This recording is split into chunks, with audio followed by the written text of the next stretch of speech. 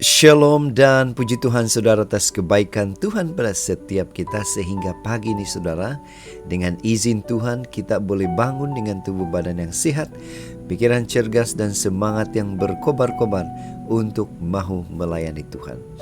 Untuk memulai renungan kita saudara, mari kita tunduk kepala dan kita berdoa. Bapa Syurgawi, terima kasih atas kebaikan-Mu, karena bersama dengan kami sementara kami mendengar dan mempelajari firman Tuhan pada pagi ini. Dalam nama Yesus kami berdoa. Amin. Saudara dan saudari yang dikasihi dalam Kristus, tajuk renungan kita pada pagi ini ialah Abimelek, seorang yang tulus hati. Benarkah? Mari kita lihat saudara. Firman Tuhan di dalam buku Kejadian 20 ayat 6 mengatakan, lalu berfirmanlah Allah kepadanya. Ya, di sini adalah Abimelek dalam mimpi. Aku tahu juga bahwa engkau telah melakukan hal itu dengan hati yang tulus, maka aku pun telah mencegah engkau untuk berbuat dosa terhadap aku. Sebab itu aku tidak membiarkan engkau menjamah dia. Nah saudara, bacaan kita hari ini saya ambil di dalam buku Kejadian 20 ayat 1 sehingga 18. Dan ini merupakan kisah Abraham, Sarah dan Abimelek. Apa yang terjadi sebenarnya?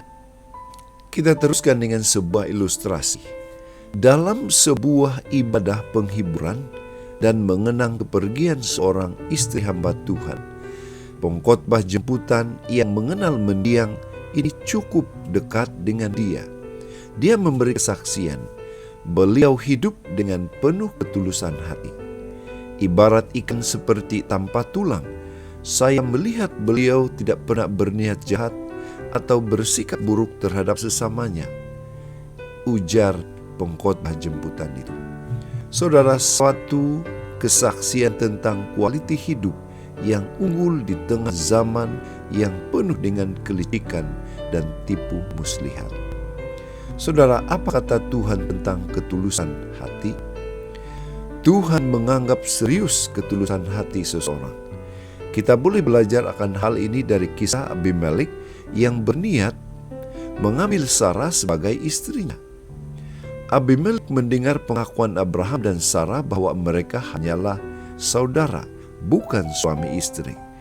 Pada saat Tuhan menegurnya melalui mimpi, Abimelek akhirnya berkata bahwa semuanya dia lakukan dengan hati yang tulus.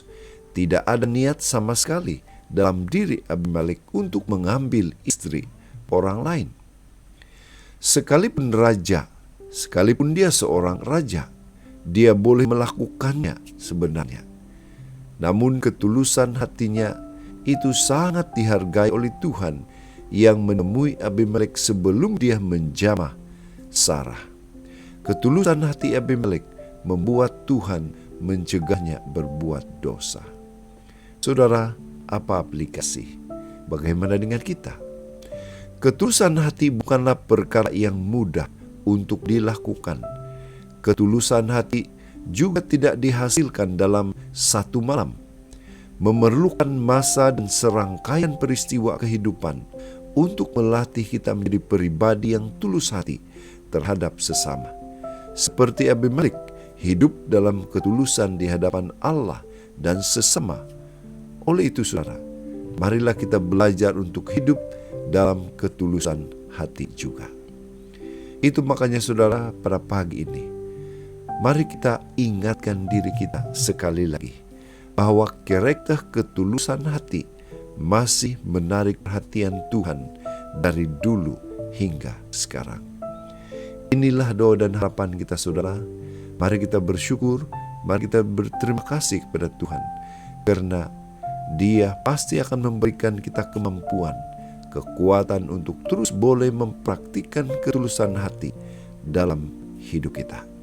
Mari saudara, tetap setia, tetap semangat, tetap positif, dan tetap sehat bersama dengan Tuhan sampai Maranatha. Tuhan memberkati. Mari kita berdoa.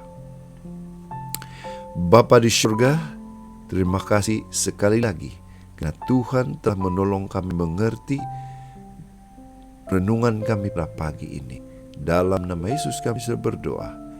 Amin.